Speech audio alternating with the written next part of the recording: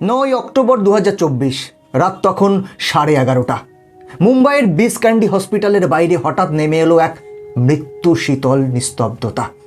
খবরের শিরোনামে breaking news flash হতে শুরু করলো, Ratan Tata is no more.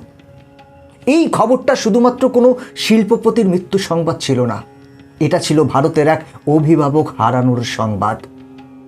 Doctor APJ Abdul কালামের পর যদি এমন কোনো মানুষ ভারতে থেকে থাকেন যার জন্য কাশ্মীর থেকে কন্যাকুমারী প্রতিটি মানুষের চোখ ভিজেছে, তবে তিনি হলেন রতন টাটা। তিনি শুধু টাকার পাহাড় গড়েননি, তিনি গড়েছিলেন এক বিশ্বাস, এমন এক বিশ্বাস যার উপর ভর করে আজ দাঁড়িয়ে আছে আধুনিক ভারত। কিন্তু আপনি কি জানেন, 140 কোটি মানুষের হৃদয়ে রাজত্ব করা এই মানুষটির শুরুটা কিন্তু মসৃণ ছিল না। এক ভাঙা পরিবারের একাকিত্ব, অপমানের কদর্য স্বাদ এবং নিজের যোগ্যতাকে প্রমাণ করার এক দীর্ঘ লড়াই ছিল তার জীবন। বন্ধুরা, আজকের এই ভিডিওতে আমরা ফিরে দেখব সেই মহাজীবনের প্রতিটি অধ্যায়। জানব ইরান থেকে পালিয়ে আসা এক রিফিউজি পরিবার কিভাবে ভারতের ভাগ্য বদলে দিল। জানব সেই রোমহর্ষক কাহিনী যখন ফোর্ড কোম্পানি অপমান করে তাড়িয়ে দিয়েছিল রতন টাটাকে, আর তিনি তার মধুর প্রতিশোধ নিয়েছিলেন। বন্ধুরা, সমস্ত বিষয়টা জানতে পারবেন আজকের এই ভিডিও থেকে, ডিটেলে আলোচনা করব, তাই সাথে থাকুন। নমস্কার, আমি গৌতম আছি আপনাদের সাথে, আর আপনারা দেখছেন পঞ্চনামা উইথ ফ্যাক্ট। তাহলে চলুন দেরি না করে ভিডিওটি শুরু করা যাক। বন্ধুরা, রতন টাটার গল্প জানতে হলে আমাদের ঘড়ির কাঁটা পিছিয়ে নিয়ে যেতে হবে আজ থেকে কয়েকশো বছর আগে। স্থান পারস্য বা আজকের ইরান। 7ম এবং 8ম শতাব্দীর কথা। ইসলামী বিজয়ের পর পারস্যের জরাথুস্টিয়ান বা পার্সি সম্প্রদায়ের উপর নেমে আসে অস্তিত্ব রক্ষার সংকট। নিজেদের ধর্ম এবং সংস্কৃতিকে বাঁচাতে একদল পার্সি মানুষ জাহাজে করে পাড়ি দেন অনিশ্চিত গন্তব্যে। উত্তাল আরব সাগর পাড়ি দিয়ে তারা এসে পৌঁছয় ভারতের গুজরাটের উপকূলে সঞ্জন নামক এক বন্দরে। সেখানকার স্থানীয় রাজা ছিলেন জাদি রানা। তিনি এই বিদেশিদের দেখে চিন্তিত হয়ে পড়লেন। রাজ্যে এমনিতেই জায়গার অভাব, তার উপর এই নতুন অতিথিরা যদি সমস্যা তৈরি করে। কিংবদন্তি বলে রাজা জাদি রানা পার্সি পুরোহিতকে একটি কানায় কানায় পূর্ণ দুধের বাটি পাঠান। এর অর্থ ছিল স্পষ্ট, আমার রাজ্যে আর নতুন কোনো মানুষের জায়গা নেই, ঠিক যেমন এই বাটিতে আর এক ফোঁটা দুধ ধরবে না।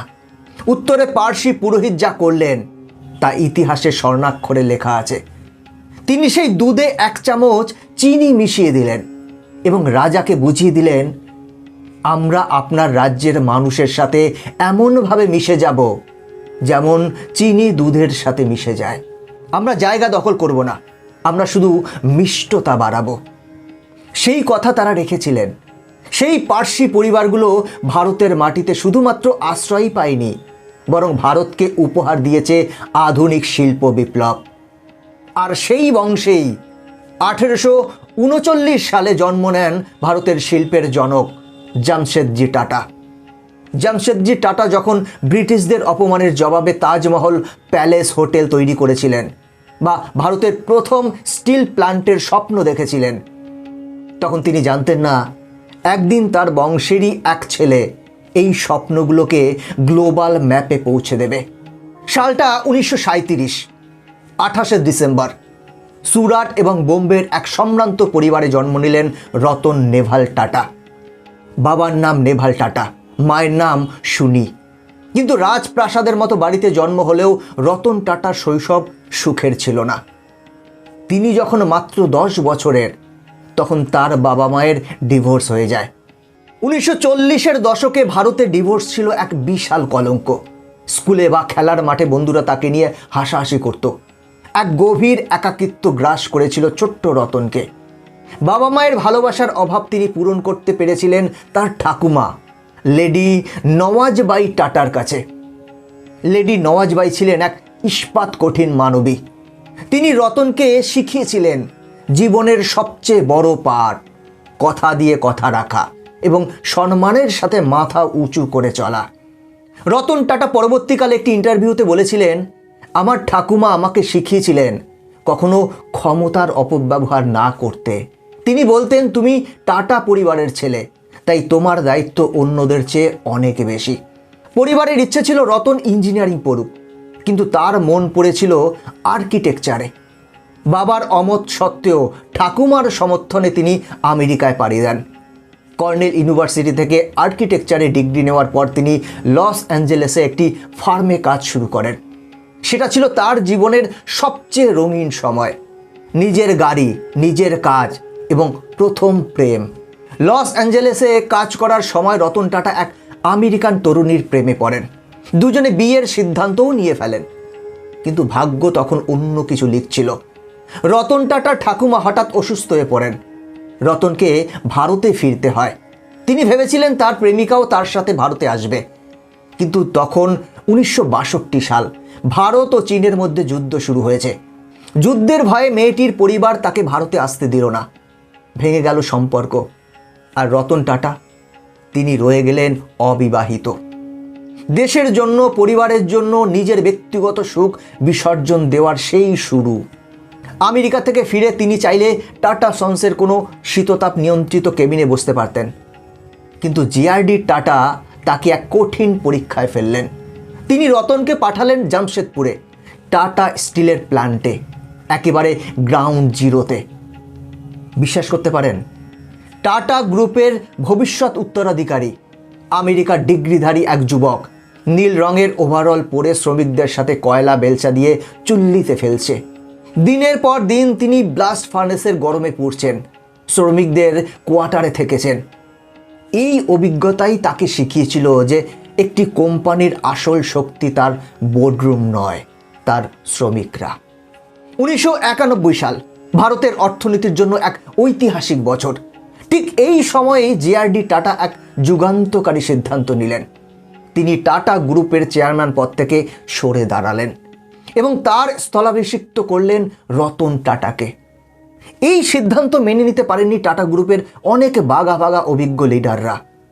রুশি মোদি, দরবরি শেঠ, অজিত কেলকারের মতো আঞ্চলিক প্রধানরা রতন টাটাকে বাচ্চা ছেলে মনে করতেন। মিডিয়াতে লেখা হলো রতন টাটা এই বিশাল সাম্রাজ্য ডুবিয়ে দেবেন। কিন্তু রতন টাটা চুপ ছিলেন। তিনি জানতেন চিৎকার করে নয়, কাজ দিয়ে উত্তর দিতে হয়।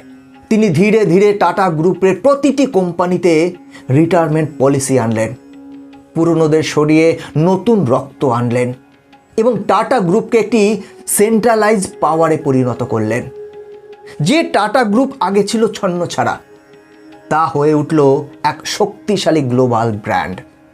রতন টাটার জীবনের সবচেয়ে সিনেমাটিক মোড় আসে 1998 সালে। তিনি স্বপ্ন দেখেছিলেন ভারতের নিজস্ব গাড়ি তৈরি করার। লঞ্চ হলো টাটা ইন্ডিকা। কিন্তু প্রথম দিকে গাড়িটি মার্কেটে মুখ থুবড়ে পড়ল।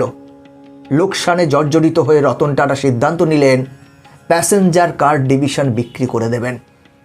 তিনি তার টিম নিয়ে আমেরিকায় গেলেন ফোর্ড কোম্পানির কাছে। ফোর্ডের চেয়ারম্যান উইল ফোর্ড সেদিন রতন টাটাকে তীব্র অপমান করে বলেছিলেন, যখন গাড়ি বানাতে জানো না তখন সেই ব্যবসায় নেমেছিলে কেন? এই কোম্পানিটা কিনে আমরা তোমাদের উপর দয়া করছি। অপমান হজম করে রতন টাটা সেদিন ডিল না করেই ফিরে এসেছিলেন। সেই রাতে তিনি ঘুমোতে পারেননি, কিন্তু তিনি হাল ছাড়েননি। ইন্ডিকাকে তিনি নতুন করে ডিজাইন করলেন, আর তা হয়ে উঠল ভারতের অন্যতম সফল গাড়ি। 9 বছর পর 2008 সাল, বিশ্ব অর্থনীতিতে ধস নেমেছে। ফোর্ড কোম্পানি দেউলিয়া হওয়ার পথে। তাদের দুটি লাক্সারি ব্র্যান্ড জাগুয়ার এবং ল্যান্ড রোভার বিক্রি করা ছাড়া উপায় ছিল না। এবার ত্রাতা হয়ে এগিয়ে এলেন সেই রতন টাটা। তিনি ফোর্ডের হাত থেকে সেই দুটি ব্র্যান্ড কিনে নিলেন। আর সেদিন বিল ফোর্ড কি বলেছিলেন জানেন?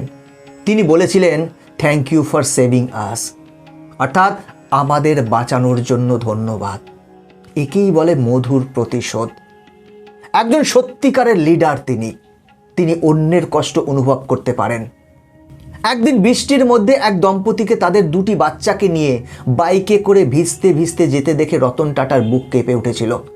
তিনি ভাবলেন, মধ্যবিত্তের জন্য কি একটা ছাদ দেওয়া যায় না? জন্ম নিল টাটা ন্যানো, বিশ্বের সবচেয়ে সস্তা গাড়ি, মাত্র 1 লক্ষ টাকা। কিন্তু এই স্বপ্ন পূরণ করতে গিয়ে তাকে বিশাল রাজনৈতিক বাধার মুখে পড়তে হলো। পশ্চিমবঙ্গের সিঙ্গুরের ফ্যাক্টরি তৈরির কাজ প্রায় শেষ হয়ে এলো। রাজনৈতিক আন্দোলনের জেরে তাকে সেই প্রজেক্ট বন্ধ করতে হয়। অনেক লোকসান হলো, কিন্তু তিনি কথা রেখেছিলেন। তিনি বলেছিলেন, if you put a gun to my head, you can either pull the trigger or take the gun away, but I will not move my head. তিনি ফ্যাক্টরি গুজরাটে নিয়ে গেলেন এবং মধ্যবিত্তের হাতে গাড়ি তুলে দিলেন। ন্যানো হয়তো ব্যবসায়িকভাবে বিশাল সফল হয়নি, কিন্তু এটি ছিল রতন টাটার মানবিকতার এক অনন্য নিদর্শন। 2008 সালের 26শে নভেম্বর সন্ত্রাসবাদীরা যখন মুম্বাইয়ের বুকে, বিশেষ করে টাটাদের গর্ব তাজ হোটেলে হামলা চালালো, তখন রতন টাটাকে এক অন্য রূপে দেখল বিশ্ব। তিনি কোনো নিরাপত্তা রক্ষী ছাড়াই জ্বলন্ত হোটেলের বাইরে দিনরাত দাঁড়িয়েছিলেন। তিনি নিজে প্রতিটি উদ্ধার কাজ তদারকি করেছিলেন। শুধু তাই নয়, এই হামলায় যেসব কর্মচারী বা সাধারণ মানুষ মারা গিয়েছিলেন বা আহত হয়েছিলেন, রতন টাটা ব্যক্তিগতভাবে তাদের প্রত্যেকের বাড়িতে গিয়েছিলেন। টাটা গ্রুপ মৃত কর্মচারীদের পরিবারকে সারা জীবনের বেতন এবং বাচ্চাদের পড়াশোনার দায়িত্ব নিয়েছিলেন। এমনকি হোটেলের আশেপাশের হকার যাদের ক্ষতি হয়েছিল, তাদেরও তিনি ভোলেননি। অনেকের মনেই প্রশ্ন জাগে, টাটা গ্রুপের এত বিশাল সাম্রাজ্য থাকা সত্ত্বেও রতন টাটা কেন বিশ্বের সেরা ধনীদের তালিকায় নেই? মুকেশ আম্বানি বা গৌতম আদানির নাম থাকলেও রতন টাটার নাম কেন টপ 10-এ থাকে না? বন্ধুরা, এর উত্তর লুকিয়ে আছে টাটা পরিবারের মূল্যবোধে। টাটা সন্সের লভ্যাংশের 66% চলে যায় টাটা ট্রাস্টের কাছে। অর্থাৎ টাটা গ্রুপ যা ইনকাম করে তার সিংহভাগই খরচ হয় ভারতের শিক্ষা, চিকিৎসা এবং সমাজ সেবায়। রতন টাটা চাইলেই ব্যক্তিগতভাবে বিলিয়নিয়ার হতে পারতেন, কিন্তু তিনি বেছে নিয়েছিলেন বিলিয়ন মানুষের মুখের হাসি ফোটানো। রতন টাটা আজ আমাদের মধ্যে নেই, কিন্তু তিনি রেখে গেছেন এক বিশাল শূন্যতা এবং এক পাহাড় সম অনুপ্রেরণা। তিনি শিখিয়ে গেছেন, ব্যবসা মানে শুধু লাভ নয়, ব্যবসা মানে মানুষের কল্যাণ। তিনি প্রমাণ করেছেন, ভদ্রতা এবং নম্রতা দুর্বলতা নয়, বরং সবচেয়ে বড় শক্তি। বন্ধুরা, পারস্য থেকে আসা সেই ছোট্ট শরণার্থী দলটির কথা মনে আছে, যারা দুধের বাটিতে চিনির মতো মিশে যাওয়ার প্রতিশ্রুতি দিয়েছিলেন?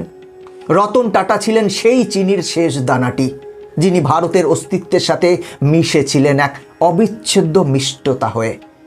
আজ তিনি অনন্তের পথে, কিন্তু যতদিন ভারত থাকবে, যতদিন ভারতের তিরঙ্গা উড়বে, ততদিন রতন টাটা বেঁচে থাকবে প্রতিটি ভারতীয়ের স্বপ্নে, সাহসে এবং সংকল্পে।